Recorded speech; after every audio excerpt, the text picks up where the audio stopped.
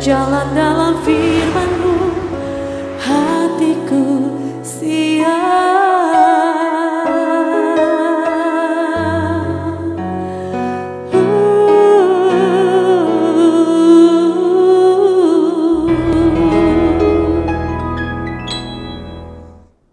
Salam, God lover yang dikasihi oleh Tuhan Yesus Kristus. Senang boleh kembali berjumpa dengan saudara dalam program Rest and God malam hari ini bersama Diaspora TV. Setelah melewati berbagai kesibukan sepanjang hari ini, mungkin ada situasi yang membuat jiwa saudara menjadi letih lesu dan berbeban berat.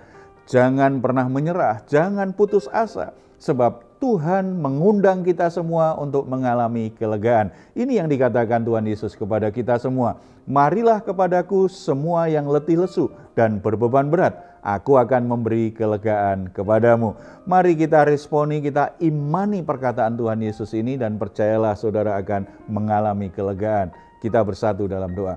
Bapa di surga, kami menghampiri Engkau membawa semua pergumulan hidup kami, beban berat hidup kami. Kami sangat percaya apa yang Tuhan sudah katakan kepada kami benar adanya. Tuhan akan mengangkat beban jiwa kami dan memberi kami kelegaan. Tuhan akan memulihkan jiwa kami yang letih lesu, sehingga kami kembali menjadi bersuka cita. Kami dipenuhi dengan damai sejahtera. Bahkan Tuhan akan membuka jalan keluar yang terbaik. Semua masalah kami selalu ada solusinya karena Tuhan yang membuka pintu-pintu keluar itu. Bapa, berikan kami kekuatan yang kami butuhkan, hikmat yang kami butuhkan untuk bisa menjalani semuanya dengan baik, untuk bisa menyelesaikan semua masalah itu dengan baik. Setiap peristiwa yang terjadi membuat kami semakin mengandalkan Engkau, semakin mengagumi Engkau, semakin menyatakan kemuliaan-Mu. Bapa, kami siap saat ini untuk mendengar firman-Mu dalam nama Tuhan Yesus Kristus. Amin. Ketika ada seseorang yang meninggal, di rumah duka suasananya pasti berbeda satu sama lain ditangkap oleh jiwa seseorang. Ada orang yang tulus hati menyatakan kesedihannya dengan tangisan, tetapi ada juga yang pura-pura, dia menangis belum tentu kehilangan dan sedih hati.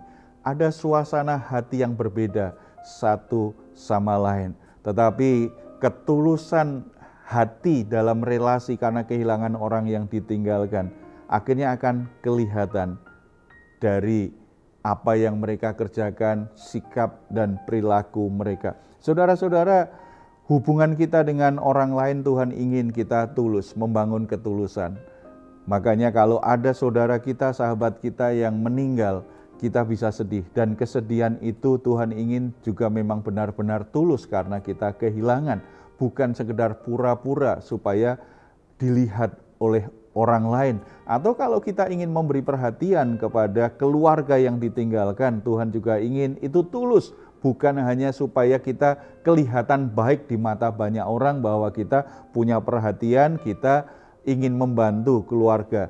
Tidak, karena memang tulus. Hubungan yang tulus itu akan terbawa sampai salah satunya dipanggil Tuhan. Ketulusan hati itu akan mengalir begitu saja dan itu natural, alami, akan lahir dari hati keluar dalam bentuk kata-kata, sikap dan perilaku perbuatan kita terhadap orang tersebut.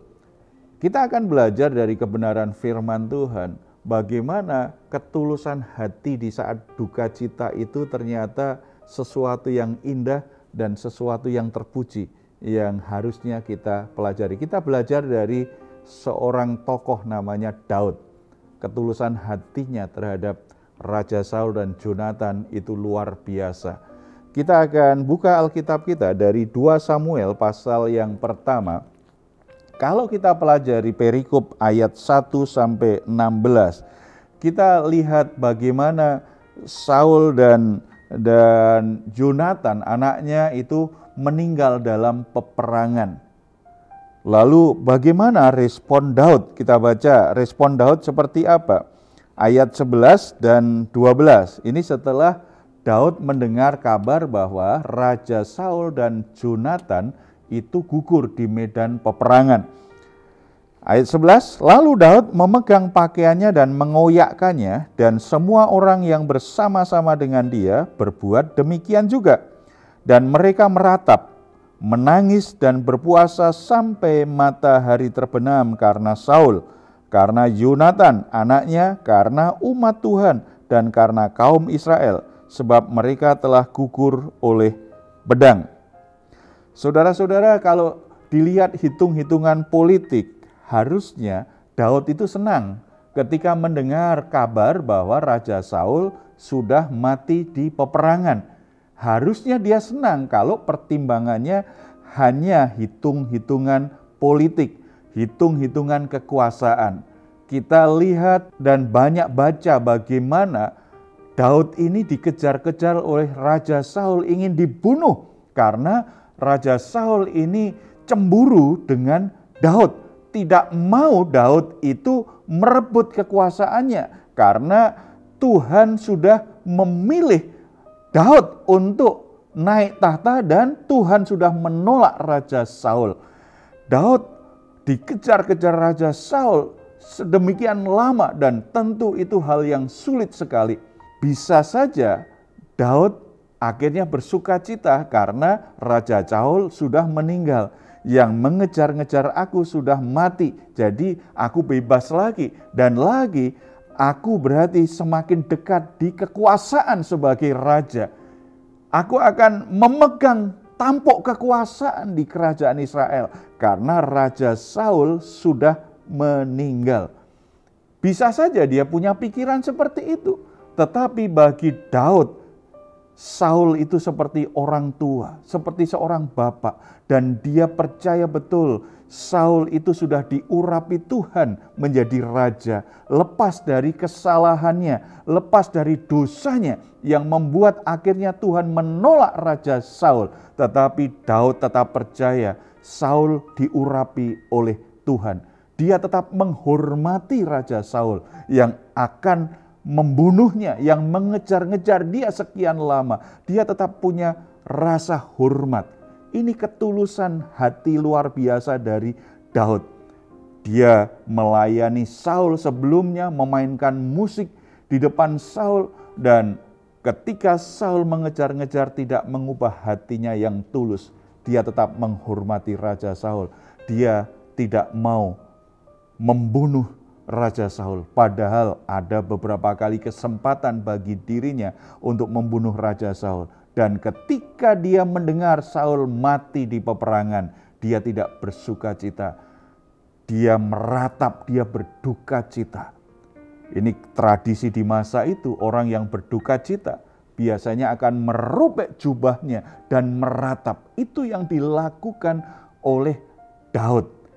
Ketulusan hati yang luar biasa terhadap Raja Saul. Demikian juga dia juga meratapi kematian Yonatan. Yonatan ini anak Raja Saul dan Daud sangat dekat, bahkan kayak saudara sendiri.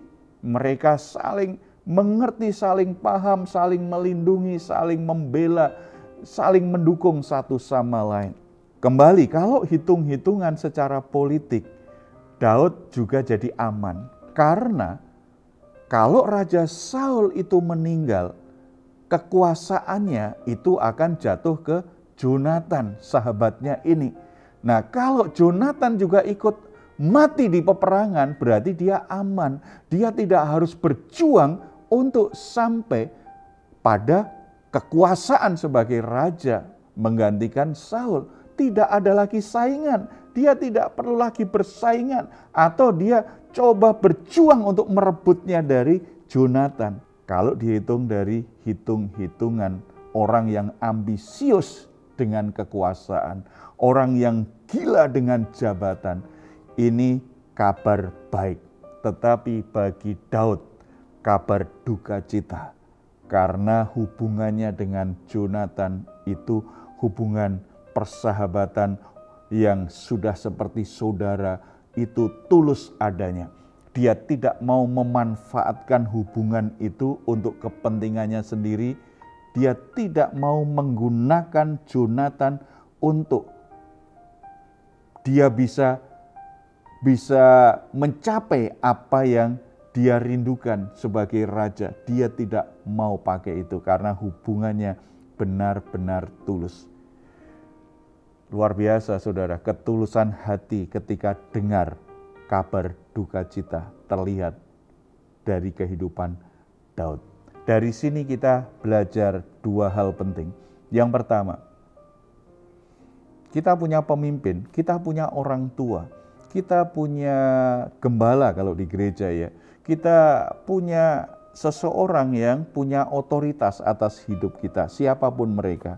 Bisa di rumah, bisa orang tua kita, di pekerjaan bisa bos kita, bisa pimpinan kita, di gereja jika pendeta kita, gembala kita, atau di masyarakat kita punya RT atau siapa yang berkuasa di situ. Saudara, bagaimana hubungan kita dengan mereka? Apakah tulus kita menghormati mereka atau kita hanya bersikap baik ketika mereka ada karena kita takut atau karena kita ingin mengemas diri kita sebagai pengikut yang baik, sebagai anak buah yang baik, sebagai anak yang baik, padahal hati kita tidak tulus. Hati kita tidak sungguh-sungguh mengasihi dan menghormati mereka.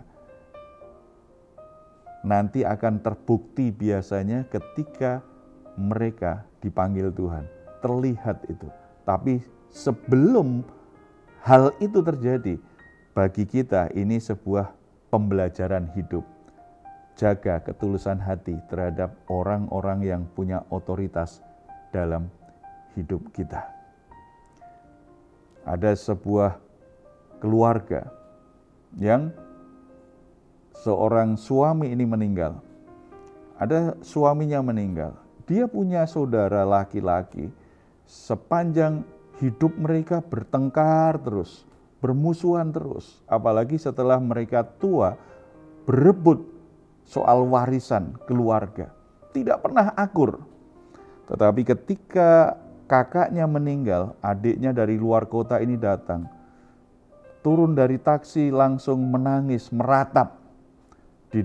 Langsung masuk dan di depan peti jenazah kakaknya dia meratap sepertinya orang yang hancur hati betul karena kakaknya ini dia sayang banget, dia hormati, dia meratap seperti orang yang berduka cita luar biasa. Tapi ternyata itu ratapan yang kepalsuan saja, penuh kepalsuan, air mata yang penuh kepalsuan. Karena tidak berapa lama, begitu dia sudah berhenti meratap dan menangis di ruangan, dia keluar, dia ngobrol dengan teman-teman yang lama.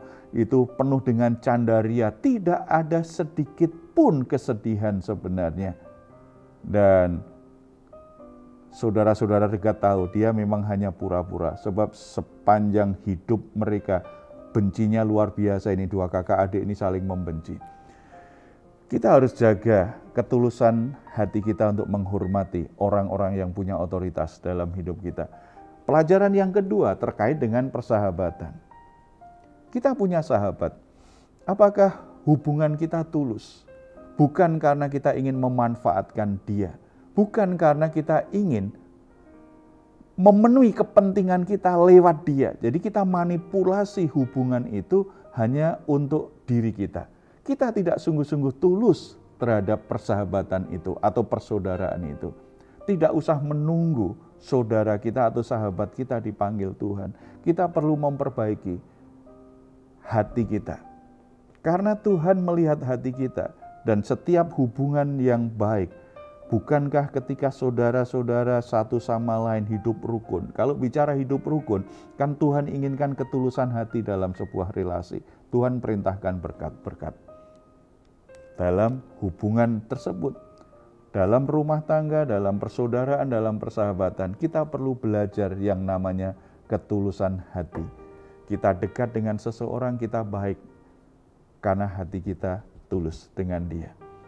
Ketika ketulusan itu diuji lewat duka cita, kesedihan kita tetap tulus, sikap hati kita tetap tulus, tidak main-main, tidak hanya sebuah pertunjukan, tetapi lahir dari hati. Tuhan senang dengan orang yang seperti ini. Mari kita bersatu dalam doa. Bapa di surga, satu teladan iman yang luar biasa dari Daud kami pelajari hari ini. Betapa ketulusan sebuah relasi itu sangat penting. Dalam rumah duka akan terlihat bagaimana ketulusan hati setiap orang terhadap orang yang meninggal. Tetapi Tuhan ajarkan kami tidak usah menunggu orang yang kami kasih, sahabat, saudara, pemimpin itu Tuhan panggil. Biarlah mulai dari hari ini, saat ini, kami menjaga ketulusan hati kami. Kami menjaga ketulusan hati kami terhadap orang lain. Ketulusan untuk menghormati orang tua, ketulusan menghormati pemimpin, ketulusan menghormati hamba-hamba Tuhan, ketulusan menghormati orang-orang yang melayani, ketulusan terhadap orang-orang yang punya otoritas dalam hidup kami. Kami belajar untuk memilikinya di hati kami Bapa. Demikian juga dalam hubungan kami dengan saudara seiman, dengan saudara kandung, dengan saudara sepupu maupun dengan persahabatan. Kami juga belajar untuk menjaga ketulusan hati, bukan memanipulasi mereka untuk kepentingan sendiri-sendiri. Tuhan berkati anak-anak-Mu supaya mereka bisa menjadi sahabat yang tulus, menjadi jemaat yang tulus, menjadi tim kerja yang tulus dalam segala hubungan mereka. Mereka boleh mengalirkan ketulusan hati yang membuat banyak orang bisa melihat pribadi Yesus dalam hidup mereka. Tuhan menolong setiap hubungan-hubungan yang rusak selama ini. Tuhan sembuhkan orang-orang yang sedang berduka cita. Tuhan bekerja dengan cara-Mu yang ajaib untuk memulihkan kehidupan orang-orang yang sedang dikuasai dengan kesedihan, dengan duka cita karena orang yang mereka kasihi itu Tuhan panggil. Tuhan yang memulihkan mereka semuanya. Terima kasih Bapa, dalam nama Tuhan Yesus kami berdoa. Amin. Jika saat ini saudara atau keluarga mengalami pergumulan dan membutuhkan dukungan doa, di layar saudara ada nomor telepon yang bisa saudara hubungi. Tim doa kami akan mendukung saudara dalam doa dan harapan kami senantiasa saudara diberkati dan ditolong oleh Tuhan. Silahkan jika saudara ingin memberikan komentar, tuliskan di ruang komentar yang ada di channel Diaspora TV. Saudara-saudara, sebelum kita berpisah, mari kita perkatakan bersama Mazmur 4 ayat 8-9. Engkau telah memberikan sukacita kepadaku lebih banyak daripada mereka ketika mereka kelimpahan gandum dan anggur. Dengan tentram aku mau membaringkan diri lalu segera tidur, sebab hanya Engkaulah ya Tuhan yang membiarkan aku diam dengan aman. Puji Tuhan, selamat beristirahat. Dan nikmatilah Raise and Guide malam hari ini bersama dengan Tuhan Yesus Kristus. Tuhan memberkati kita semuanya. Salam. Hatiku